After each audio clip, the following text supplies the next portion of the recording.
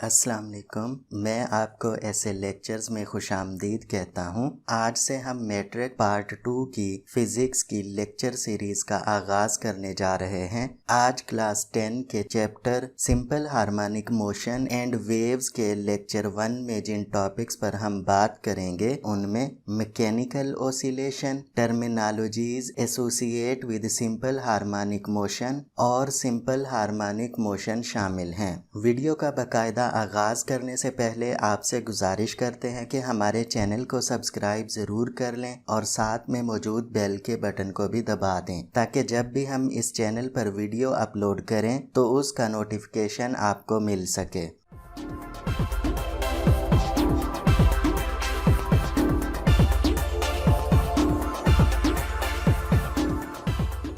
आज के लेक्चर का आगाज हम मैकेनिकल ऑसिलेशन से करेंगे। The back and fourth motion of a particle about a fix point is called mechanical oscillation, यानी किसी जिस्म या जर्रे की एक फिक्स्ड पॉइंट के गिर्द आगे पीछे हरकत मैकेनिकल ऑसिलेशन या वाइब्रेटरी मोशन कहलाती है। मिसाल के तौर पर motion of a simple pendulum, motion of wires of sitar and violin, motion of a body attached to an elastic spring। इस यूनिट के अंदर हम सिंपल हार्मोनिक मोशन के बारे में जानेंगे, लेकिन उसके बारे में जानने से पहले कुछ अहम इस्तिलाहात का जानना बहुत ज़रूरी है। इसलिए पहले हम उन इस्तिलाहात को देख लेते हैं, जिसमें सबसे पहले हम बात करेंगे साइकिल की। One complete round trip of the vibrating body about mean position is called vibration और साइकिल,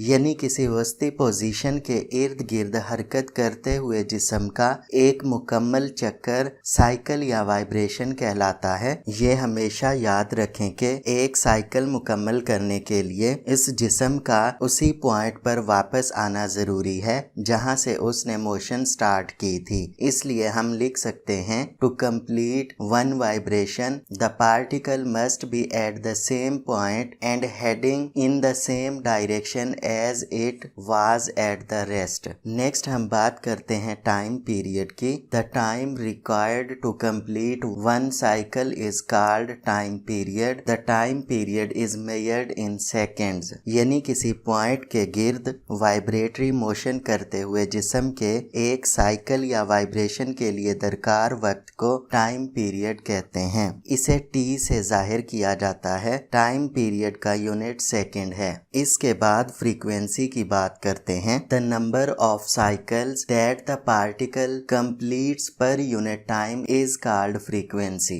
यानी इकाई वक्त में किसी जर्रे के साइकिलों की तादाद फ्रीक्वेंसी कहलाती है। या इस तरह भी डिफाइन किया जा सकता है, the number of vibrations executed by an oscillating body in 1 second is called frequency. The unit of frequency are cycle per second or hertz.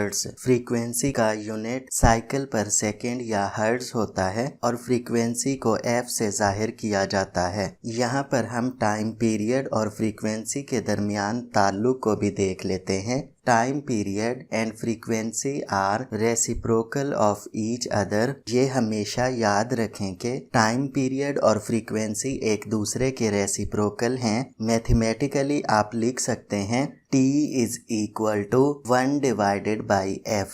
Next बात करते हैं डिस्प्लेसमेंट की। The distance of oscillating body from the mean position at any instant of time is called its displacement, यानी किसी vibratory जिस्म का mean position से वक्त के किसी लम्हे तक का फासला डिस्प्लेसमेंट कहलाता है। Displacement is measured in metres. Displacement की पैमाइश मीटर में की जाती है। नेक्स्ट हम बात करते हैं एम्पलीट्यूड की। The maximum displacement of a body from its mean position amplitude being a length is measured in metres, यानी किसी पॉइंट के गिर्द वाइब्रेटरी मोशन करते हुए जिस्म का उस पॉइंट से ज्यादा डिस्प्लेसमेंट एम्पलीट्यूड कहलाता है। इसका यूनिट मीटर है। नेक्स्ट हम बात करेंगे सिंपल हार्मोनिक मोशन की। यहाँ पर हम मुख्तलिफ अजसाम की सिंपल हार्मोनिक मोशन को बयान करेंगे। स्प्रिंग से बंधे हुए मास की बे फ्रिक्शन उफ़क़ी सतह पर मोशन, बाउल के अंदर पड़े हुए बाल की मोशन सिंपल हार्मोनिक मोशन की मिसालें हैं।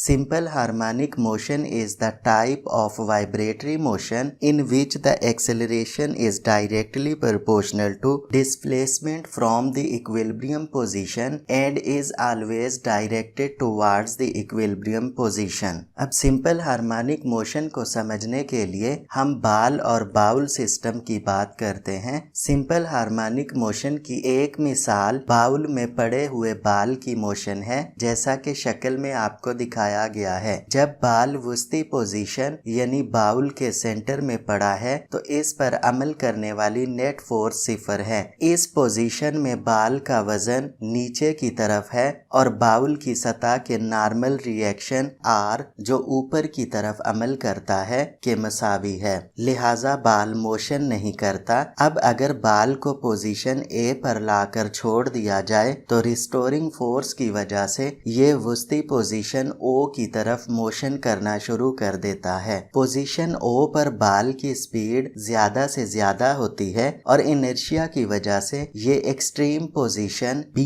की तरफ मोशन करता है। इस दौरान रिस्टोरिंग फोर्स जो कि वस्ती पोजीशन की तरफ है की वजह से बाल की स्पीड कम होना शुरू हो जाती है। पोजीशन B पर बाल मुख्तसर वक्त के लिए ठहरता है और फिर रिस्टोरिंग फोर्स के ज़ेरे असर वस्ती पोजीशन O की तरफ दोबारा मोशन करना शुरू कर देता है। बाल वस्ती पोजीशन O के इर्द गिर्द अपनी इस मोशन को उस वक्त तक दोहराता है जब तक फ्रिक्शन की वजह से उसकी सारी एनर्जी ज़ाय नहीं हो जाती। लिहाजा बाउल के अंदर पड़े हुए बाल की वस्ती पोजीशन के इर्द गिर्द मोशन सिंपल हार्मोनिक मोशन की मिसाल है।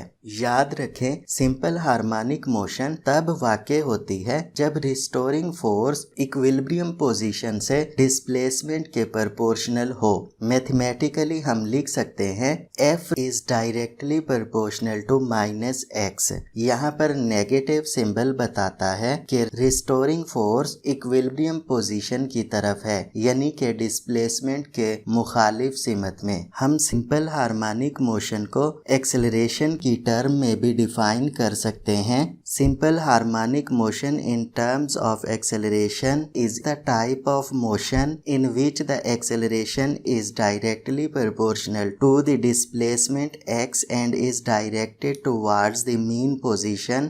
Mathematically हम लिख सकते हैं A is directly proportional to -x। इसके बाद हम बात करते हैं एक स्प्रिंग के साथ बंधे हुए मास की मोशन की। उफ़क़ी हमवार सतह पर स्प्रिंग से बंधे हुए मास की मोशन ओसिलेटरी मोशन की सादा सी मिसाल है। अगर स्प्रिंग को उसकी वस्ती पोजीशन O से डिस्प्लेसमेंट x तक खींचा जाए तो ये मास m पर फोर्स F लगाएगा। हुक के कानून के मुताबिक फोर्स स्प्रिंग की लंबाई में इजाफा x के डायरेक्टली प्रोपोर्शनल होती है, यानी F is directly proportional to -x। अब ये साइन ऑफ प्रोपोर्शनैलिटी है। हम जानते हैं कि जब भी साइन ऑफ प्रोपोर्शनैलिटी को हटाया जाता है तो इसके साथ एक कांस्टेंट अटैच होता है और यहाँ पर जो कांस्टेंट होगा वो k होगा। तो हम इसको लिख सकते हैं FRES is equal to -kx। इसको हम इक्वेशन नंबर 1 बना देते हैं। ये याद रखें कि RES रिस्टोरिंग के लिए लिखा गया है और नेगेटिव का साइन अपोजिट डायरेक्शन के लिए है। और आप जानते हैं कि न्यूटन के दूसरे कानून के मुताबिक फोर्स इक्वल होती है प्रोडक्ट ऑफ मास और एक्सेलरेशन के, लिहाजा हम लिख सकते हैं F is equal to ma। इसको हम इक्वेशन नंबर 2 बना देते हैं। अब इक्वेशन 1 और इक्वेशन 2 को कंपेयर करते हैं तो ये आ जाएगा ma is equal to -kx। Mass इस साइड पर मल्टीप्लाई हो रहा है और इक्वल के दूसरी तरफ जाके ये डिवाइड हो जाएगा तो एक्सेलरेशन इक्वल हो जाएगा -k divided by m into x। इसको हम इक्वेशन नंबर 3 बना देते हैं। अब स्प्रिंग कांस्टेंट k और स्प्रिंग का मास ये ऑसिलेशन के दौरान चेंज नहीं होते, इसलिए हम कह सकते हैं कि ये दोनों कांस्टेंट हैं। तो हम इसको लिख सकते हैं A is directly proportional to minus x, या फिर A is equal to minus constant x के। इसका मतलब है कि स्प्रिंग के साथ बंधे हुए मास का एक्सेलरेशन वुस्ती पोजीशन से डिस्प्लेसमेंट के डायरेक्टली प्रोपोर्शनल है, लिहाजा मास स्प्रिंग सिस्टम की उफ़की मोशन सिंपल हार्मोनिक मोशन की मिसाल है। इस इक्वेशन में नेगेटिव की अलामत का मतलब है स्प्रिंग की अमल करदा फोर्स हमेशा डिस्प्लेसमेंट की सिमत के मुखालिफ होती है। स्प्रिंग की फोर्स की सिमत हमेशा वुस्ती पोजीशन की तरफ होती है, इसलिए इसे बाज औकात रिस्टोरिंग फोर्स कहते हैं। तो रिस्टोरिंग फोर्स हमेशा ऑसिलेटरी मोशन पर अमल पैरा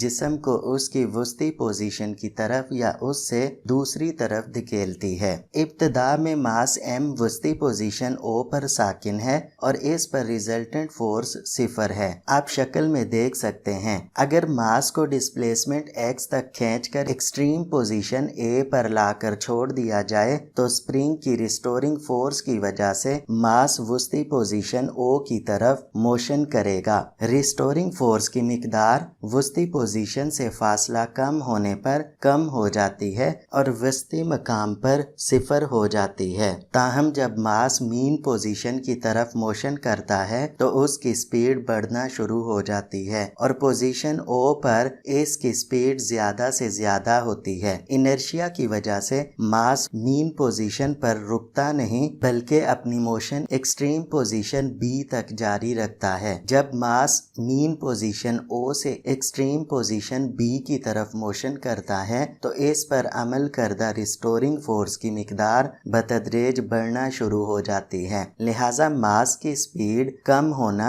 शुरू हो जाती है। आखिरकार मास एक्सट्रीम पोजीशन B पर मुख्तसर वक्त के लिए ठहरता है और फिर रिस्टोरिंग फोर्स की वजह से वस्ती पोजीशन O की तरफ वापस लौट आता है। इस तरह से मास मीन पोजीशन O के इर्द गिर्द अपनी मोशन को दोहराता है। बेफ्रिक्शन उफ़की सतह पर स्प्रिंग से बंधे हुए मास की इस तरह की मोशन सिंपल हार्मोनिक मोशन कहलाती है। अब हम स्प्रिंग के साथ बंधे हुए मास का टाइम पीरियड और फ्रीक्वेंसी फाइंड करते हैं। जैसा कि हम जानते हैं कि एक्सेलरेशन इक्वल है माइनस कांस्टेंट x के। यहाँ पर ये याद रखें कि जो कांस्टेंट है उसकी वैल्यू होती है 4 pi square divided by t square. तो हम इस इक्वेशन को इस तरह लिख सकते हैं A is equal to -4 pi square divided by t square x। इसको फिर हम इक्वेशन 1 बना देते हैं। अब हम पीछे बात कर चुके हैं कि एक्सेलरेशन इक्वल होता है -k डिवाइडेड बाई mx के, लिहाजा हम यहाँ पर लिख देंगे A is equal to -k divided by m into x और इसको इक्वेशन नंबर 2 बना देते हैं। अब इक्वेशन 1 और इक्वेशन 2 को कंपेयर करते हैं तो x और x एक दूसरे के साथ कैंसिल हो जाएंगे, उसी तरह माइनस और माइनस भी एक दूसरे से कैंसिल हो जाएंगे। तो ये बच जाएगा k divided by m is equal to 4 pi square divided by t square के। अब यहाँ से t स्क्वायर की वैल्यू निकालते हैं तो t स्क्वायर इक्वल हो जाएगा 4 pi square m divided by k के। t के ऊपर स्क्वायर है इसलिए हम दोनों साइडों पर स्क्वायर रूट ले लेते हैं, तो ये आ जाएगा under root t square is equal to under root 4 pi square into under root m divided by k। तो 2 स्क्वायर रूट के साथ कैंसिल हो जाएगा और t इक्वल हो जाएगा 2 pi under root m divided by k के। इसको हम इक्वेशन नंबर 3 बना देते हैं। ये हमेशा याद रखें कि टाइम पीरियड ऑसिलेशन के एम्पलीट्यूड पे इन्हिसार नहीं करता और हम जानते हैं कि टाइम पीरियड और फ्रीक्वेंसी एक दूसरे के रेसिप्रोकल होते हैं, तो इसलिए फ्रीक्वेंसी इक्वल हो जाएगी 1 divided by 2 pi under root k by m के। इसी के साथ आज की वीडियो का इख्तिताम करते हैं। बहुत जल्द आपकी खिदमत में हाजिर होंगे एक नई वीडियो के साथ। तब तक इजाज़त दीजिए। अल्लाह हाफिज।